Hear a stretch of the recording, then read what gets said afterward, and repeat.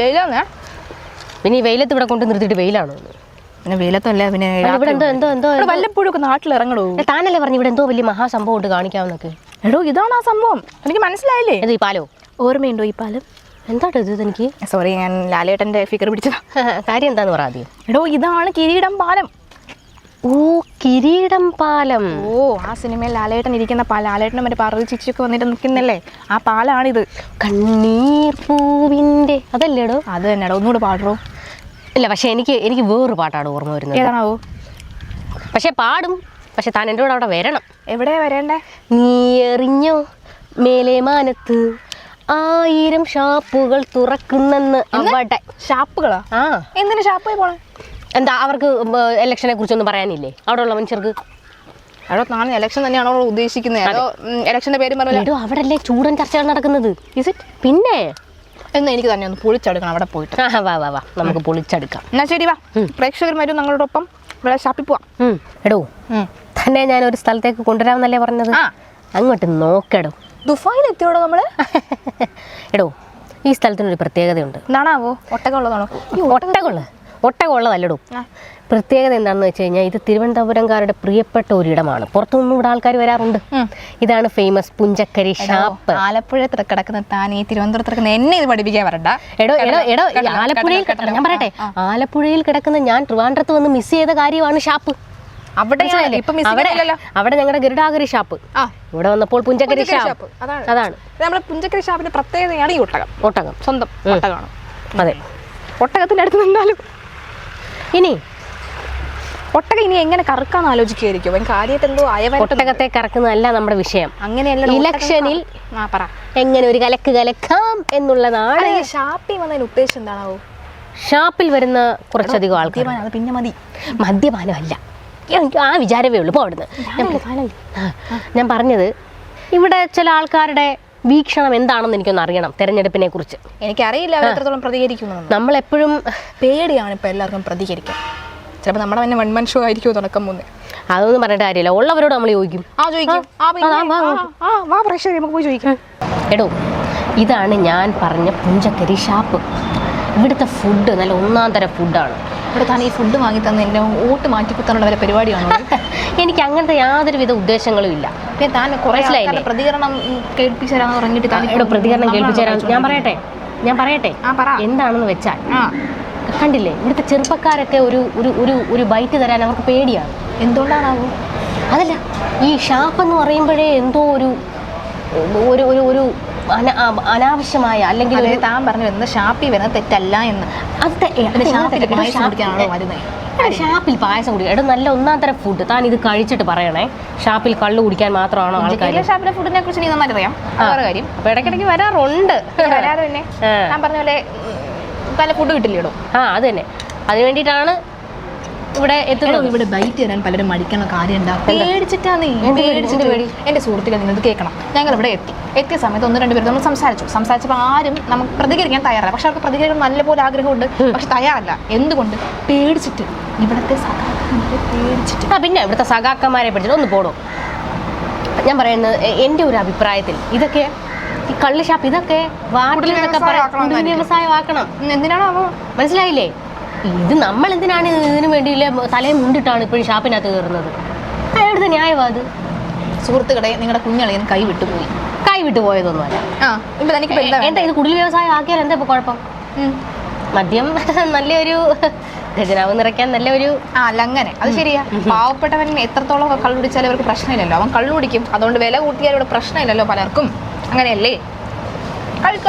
നിങ്ങൾക്ക് കുറെ നാളായിട്ട് കേട്ടോ, നിങ്ങൾ മദ്യമേഖലയെ കുറിച്ച് നിങ്ങൾക്ക് ഇങ്ങനെ ഒരു തെറ്റായ ധാരണയുണ്ട്. ഖജനാവ് നിറയ്ക്കാൻ നമ്മൾ കുടിയന്മാരെ പറ്റിക്കുന്നുണ്ട്. ഇവിടെ ചോദിക്കാൻ പറയാൻ കുടിയന്മാർക്ക് ആരും ഇരുന്നാണ് തന്റെ വിചാരം.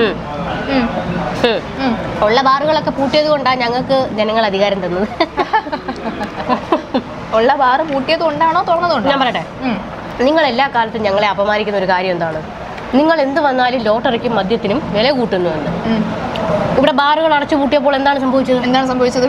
കുറച്ച് നാൾ ഈ പാവ പിടിച്ച നമ്മുടെ ചേച്ചിമാരുടെ വീട്ടിൽ സമാധാനം ഉണ്ടായിരുന്നു, അടിയില്ലായിരുന്നു, വഴക്കില്ലായിരുന്നു.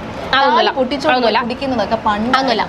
ആ സമയത്തുണ്ടായ ഒരു പ്രതിസന്ധി, ഇവിടെ കള്ളവാറ്റ് തുടങ്ങിയിട്ട് ആൾക്കാർക്ക് അതായത് കുറഞ്ഞ ചെലവിൽ വാറ്റി ഇത് അടിച്ച് കരളും കൂമ്പും പോയ എത്ര പേരുണ്ടോ?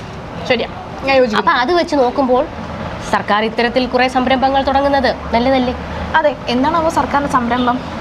ഇതുവഴി പാവപ്പെട്ടവർ എന്താണോ കൂടം? കുറഞ്ഞ ചെലവിൽ കള്ള് വിൽക്കപ്പെടും, അതാണോ? അങ്ങനെ. എന്നാൽ ഷാപ്പിലെ കള്ളും ഷാപ്പിലെ മീൻകറി അത് വേറെ ലെവൽ തന്നെയാണ്. അപ്പൊ ഞാൻ പറഞ്ഞു വരുന്നത് എന്താണ്, നമ്മൾ വിഷയത്തിൽ നിന്ന് മീൻകറിയുടെ കാര്യം ഞാൻ ഒരു കാര്യം ആലോചിച്ചു. ഇത്തവണ കടലോര മേഖലയിൽ വോട്ട് ചോദിച്ചങ്ങ് ചെല്ല്, നല്ലോണം കിട്ടും. എന്താ അവിടെ ആൾക്കാര് ചൂലെടുക്കുന്ന കാര്യം പറയുന്നേ. പിന്നെ നമുക്കാ പേടിയൊന്നുമില്ല, നമുക്കാ പേടിയൊന്നുമില്ല. നമ്മൾ അങ്ങോട്ട് പോയിട്ടില്ലല്ലേ? നമ്മൾ നെഞ്ചും പിരിച്ച് അവിടെ പോയി നിൽക്കും. അവിടുത്തെ വോട്ടും നമുക്ക് തന്നെ. അല്ലെ, പുതിയ പാർട്ടി ക്ലാസ്സിനൊക്കെ പോയിട്ട് എന്താ? പാർട്ടി ക്ലാസ്സിന് പോയിട്ട് താത്തുകാചാര്യൻ പറയുന്നത് വെച്ച് പന്ന്യൻ രവീന്ദ്രൻ റെക്കോർഡ് ഭൂരിപക്ഷത്തിൽ തിരുവനന്തപുരം ഇങ്ങനെ എടുക്കും, കൊറേ അങ്ങ് എടുക്കും കേട്ടോ. പിന്നെ രാജീവ് ചന്ദ്രശേഖരൻ എടുക്കാൻ നിന്നിട്ട് ഒരു കാര്യവും ഇല്ല. രാജീവ് ചന്ദ്രശേഖരൻ തിരുവനന്തപുരം മണ്ഡലം എടുത്തു കൊടുക്കുന്നൊന്നുമല്ല. ഇവിടുത്തെ രാജീവ് ചന്ദ്രശേഖരൻ ആരാണെന്ന് പലർക്കും അറിയത്ത് പോലും ഇല്ല. ഇയാളെ പോയി അതേടാ പറഞ്ഞു കൊടുക്കേണ്ട അവസ്ഥ വന്നു പലയിടത്തും. രാജീവ് ചന്ദ്രശേഖരനെ അറിയാമോ? ആരാവ്യാമെന്ന്. ശശി തരൂർ പിന്നെ പോട്ടെ, പുള്ളി ഇടയ്ക്കിടയ്ക്ക് മറ്റേ ടി വിയിൽ വന്ന് മുഖം കാണിക്കും, മണ്ഡലത്തിൽ വരാറില്ലെങ്കിലും ഇടയ്ക്കിടയ്ക്ക്. ശശി തരൂരിന്റെ മികച്ച ജയമായിരിക്കും ഇവിടെ.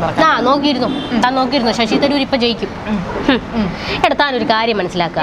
എല്ലാ കാലത്തും ഒരു ജനകീയ നേതാവിന്റെ ലക്ഷണങ്ങൾ ജനങ്ങളിലേക്ക് ഇറങ്ങി ചെല്ലുക എന്നുള്ളത് മാത്രമാണ്. കഴിച്ചോണ്ടിരിക്കാൻ ഞാൻ നോക്കില്ല, ഞാൻ എന്തിലൊക്കെ വിളിച്ചു പറയും. അതാ പറഞ്ഞത്. ശശി തരൂരിന് ഇവിടുത്തെ സാധാരണക്കാരനായ ഏതെങ്കിലും ഒരു ജനങ്ങളെ ചേർത്ത് നിർത്താൻ ഈ ശശി തരൂർ ഇന്നേ വരെ ഇറങ്ങിയിട്ടുണ്ടോ രംഗത്തോട്? കഴിഞ്ഞ 3 തവണ ഇങ്ങനെ ജയിച്ചത്. ഇത്തവണ ആ ചരിത്രം നമ്മൾ തിരുത്തി കുറിക്കും. വിമൻസ് കോളേജിലൊക്കെ പോയി നോക്കണം, പിള്ളേരെ വളരെ. അതെ, വിമൻസ് കോളേജിലൊക്കെ പോയിട്ടേ കാര്യമുള്ളൂ ശശി തരൂര്. നമ്മളെ കൂടെ കൂടുതലൊന്നും പറയരുത് കേട്ടോ.